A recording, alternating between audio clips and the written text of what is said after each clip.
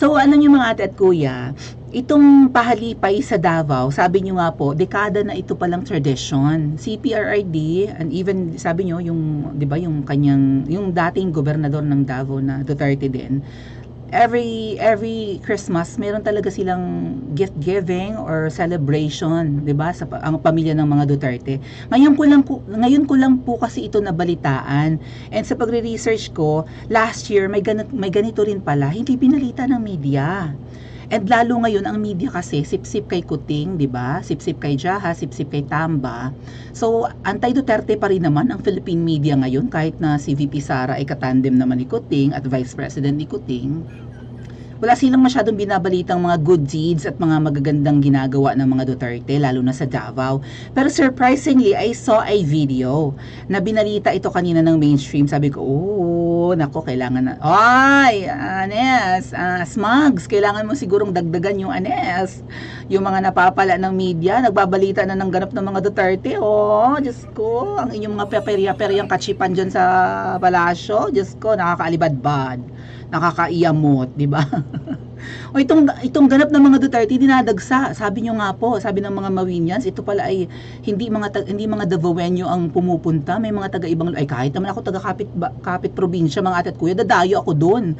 Only to, di ba, to see and to see in person nga, PRRD lalo na, di ba? Yan, and makita kung ano ang ganda ng Davao, kung gaano ka-peaceful ang Davao. Wala na nga po yatang NPA dyan, salamat naman. Ibig sabihin, nagagamit ang intelligence funds or confidential funds ng maayos, na yan ang binibira nila kay VP Sara. Oh, ito yung pictures mga ate at kuya, nakita ko ito nga po, no? May mga performer, I think mga gay divas ito, ng mga impersonators, mga performer, mga singers. Si VP Sara may sinad nga po sa akin, nagsasayaw pa, kaya lang baka makopyright ako. Shout out po ate Yvette sa sinad mo sa akin. But I don't know if I can play it though. Maybe I can show you. Talagang mukhang masaya po ang celebration ng ano. Oo. Masaya ang celebration ng mga, ayan, kinapi ko. Isisend ko sa aking chat para ma-play ko sa inyo. Masaya ang kanilang Christmas. Ewan ko yung Christmas ni Butod at ni Anikwa, ni Pusang inamoy-amoy na nagtatago kapag may salamat po Judith from Canada. Naku, nag-fruit salad talaga si VP Sara. Try kong i-play yan maya-maya. Okay, ito po yung mga photos kuha kanina sa apakahabang pila. Sabi nga po nila, napanood ko sa isang YouTube vlogger na umabot daw po ng 5 kilometers itong pila para sa siguro pamimigay ng pamasko ng mga Duterte, 'di ba? Nakakatuwa. Akala ko ngayon lang 'to ginagawa ni na VP Sara. Ayun, nakapila, 'di ba? Mabuti malamig ang panahon ngayon, ano, hindi stress. Ayun, may mga ano sila, may mga bit-bit na mga plastic bags ng mga siguro groceries, mga bigas ganyan. Tapos may mga performer din. Zoom ko nga ng konti. Ayan, may mga bayot. Oy, kagwapa sa mga bayot. Oy! Oh.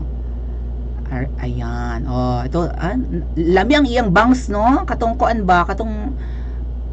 Atong bayot sa kuan sa tuo ba yan? Sa pinakadulong kanan, no?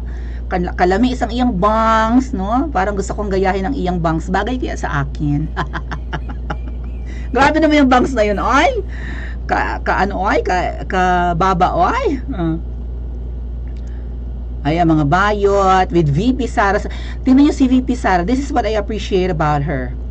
Ano, parang Jeff Rocks lang, 'di ba? Very cowgirl. I mean, ganon. Kung saan siya komportable, doon siya. Naka-jeans lang, naka-denim, naka-rubber shoes, naka-shirt na may Christmas message. Hindi kailangan magpaka-alta-alta, hindi katulad nung Butod na kung hindi pa i-edit ang picture, hindi pa maganda, kahit sa kanilang Christmas card at Christmas greetings at Christmas calendar, grabe, kapayat-payat na talaga. Diyos ko po, 60 years old na yata yun nung in-edit, parang 24 years old na lang talaga. Trying hard, mapanlin lang, sa picture pa lang nila mapanlin lang na. How much more sa totoong buhay, 'di ba? Laki-laki ng tiyan nun eh, parang anyway. Oh, yeah, si VP. Tingnan nyo, maybe somebody asked for a selfie with VP Sara, pero habit to ni VP Sara, alam niyo, hindi to madali mga ate at kuya, ha. Yung kadami-daming taong gusto magpa-picture sa'yo. 'Di ba? Sari-sari ang amoy. Pero si VP Sara game na game. Feeling ko yung cellphone na hawak ni VP Sara, cellphone ng babaeng naka-yellow eh. Ganyan siya. Parang siya yung magkukuha ng picture. Mahaba kamay ni VP Sara, siguro mas magiging maganda yung picture, mas steady yung arms niya, 'di ba, sa paghawak ng phone. So ako na po magkukuha ng picture, ganon. Oo. Tapos buong-buo yung 'di ba, yung itsura nung katabi or yung may-ari ng cellphone. Si VP Sara kahit papaano yung balikat kuha. Anyway, gustong-gusto ni VP Sara yung ganyan. Nakakatuwa, no? Ayan, VP Sara with the performers. Oh, happy. Masadyo ang ilang Paskwa. Oy, may mga kababayan din tayong Muslim. Ang haba ng pila, mga tat kuya. Paikot pa yan. May grills pa dun sa gilid. Oh, may mga nakapila pa. Baka paikot yung pila eh. Oh. Sa Malacanang ba ganyan? Nagtatanong lang naman. Masaya kaya ang Pasko nila? For sure, apakayaman naman nung di ba? Nung mga nakatira doon sa palasyo. Oh. At si VP Sara nakikisalamuha sa mga tao. Oh, happy much. Sabi nga po dito sa article, mga ate at kuya, hold on, open ko lang. Annual, po talaga pala to, tradition. Open ko lang ha. Ayan, Family Duterte Pahalipa yearly tradition. And I have found another gantong ganap din last year. Ito, post ni VP Sara din, shinare niya sa kanyang Facebook, December 25 last year, no? So, ayan, namimigay si na VP Sara, tamo ibang damit niya. So, nung nakaraang taon ito, ganon din, ang daing tao din. Oh, ano ba't ganito ang kulay ng kamay ni Mami? Ba't kulay blue? Baka may palaro kung ano man ang ganap. Oo, ayan. Oh, ay, ang daming nakaka-appreciate, 23,000 reacts. 'Di ba? So, libo-libong tao ang pumila para sa taunang pahalipay. Libo-libo ang sabi. Ay, dina-downplay pala ng media, mga atat ko. Pakita ko sa inyo mamaya ha. O, according dito sa Inday Sara Nation, group na sumusuporta kay VP Sara, libo-libong tao ang pumila para sa taunang pahalipay sa tirahan ni dating Pangulong Duterte sa Royal Valley. Sabi niyo, di ba, sa Central Park somewhere dati daw. 40,000. Sabi ni Ate Kate, 40,000 daw. My God! Grabing crowd management yan, Dahil nagmamahal sa mga Duterte. Ba't walang ganyang pumipila sa sa Ilocos? Charot. O kahit sa Kamangyang, di ba? Palasyo ng Kamangyang. Sa Bangkal, Davao City kaninang umaga, makakakuha ang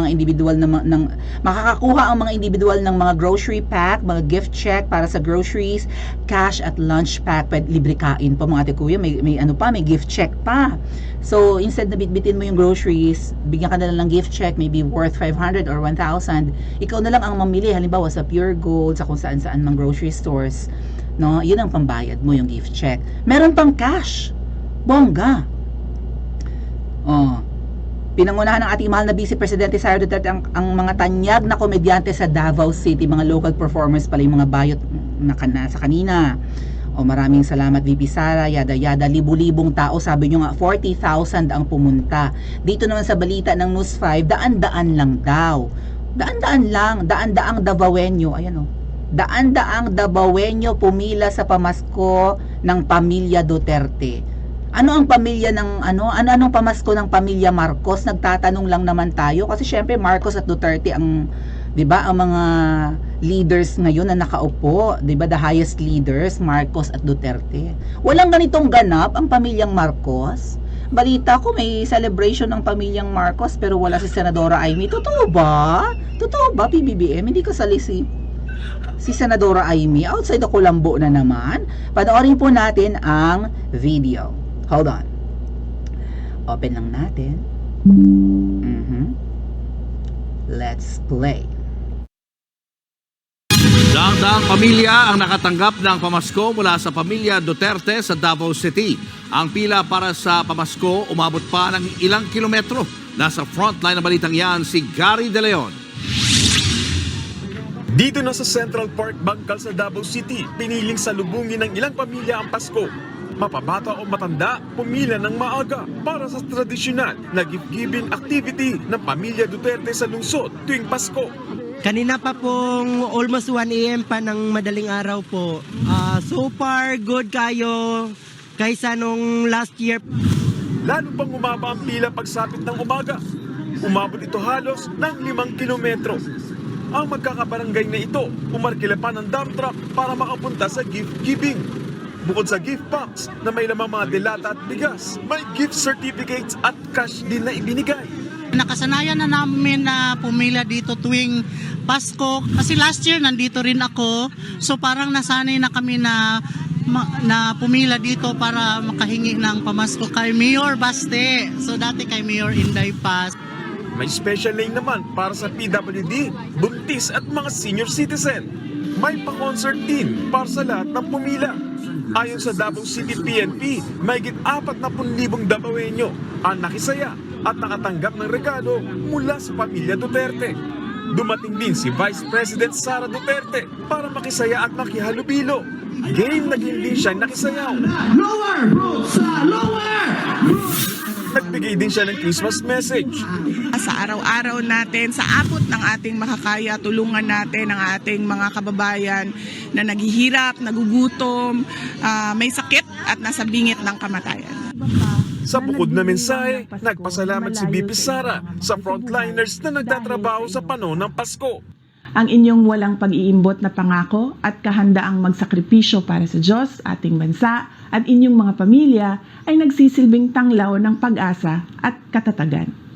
Kayo ay sumisimbolo ng katapangan at pagkakawang gawa habang pinoprotektahan ninyo ang ating bansa. Maging ang mga OFW, pinasalamatan at binati rin ni BP Sara. Walang hanggang pasasalamat sa ating mga kababayan na nasa labas ng bansa, ang ating mga minamahal na overseas Filipino workers at Filipinos living abroad. Dahil sa inyong mga sakripisyo, ang ating ekonomiya ay nananatiling matatag. Kayo Nagbabalita ang mula sa refleksyon frontline. ng progreso Gary at De Leon, News 5. Oh, diba? Diyos ko, happy naman. Sumayaw pa si VP Sara, game na game. Kailan kaya natin makikitang sumayaw si di ba mahilig naman mag-party yung mag-asawa? Kailan natin makikitang nakikisalamuha sa kapwa Pilipino sina Kuting at si Anes, si Queen Bee. Diba? And nakakatuwa din na pinasalamatan ni VP Sara ang mga OFWs kasi sabi ko nga, kayong mga nasa abroad na mga kababayan natin nagtatrabaho at nagpapadala ng kanilang remittance dito sa atin, ang nagbubuhat talaga ng ekonomiya natin. Kung walang mga OFWs, wala, lagapak tayo mga ate at kuya. Oy, may nabalitaan ako mangungutang daw like 2.7 trillion yung budget natin next year uutangin. Pero mamimigay ng ayuda na 500 billion. Ha? Mangungutang? Talaga? Na naman? Saan mapupunta? Ayuda na naman? May nabalitaan akong ayuda napupunta sa yung 10K na ayuda, 8,000 binubulsa, 2,000 na natitikman nung may uuwi nung nakakatanggap. Dapat ganyan. Nakikita kung saan napupunta ang kinikita or ang buwis ng taong bayan. If this is a program of the Dutertes, di ba, pamilya Duterte, nakikita, libu-libong tao ang nakaka-receive. O ay yung mga peryahan na iyon mga ate at kuya sa palasyo, sino lang ang makakapunta doon at magtatsagang pumunta sa palasyo? Ang traffic. Anong significance ng mga paperyahan, pa concert, pa fashion show, mga kaartihan, mga pang-ilit na ganap? Well, yung peryahan pang masa, pero yung mga fashion show, mga pa-concert, anong significance nun? Aaliwin lang ang tao tapos na. Mag-uwian na rin kayo pagkatapos. Sila tuloy ang party pagkatapos ng mga pa-concert, mga pa-fashion show. Diyos ko. Kaninong Pasko ang masaya kaya mga ate at kuya? Ang pamilya Duterte o ang pamilya na nakatira doon sa may paperyahan? Paki-comment nga po sa comment section at mag-like and subscribe din po kayo.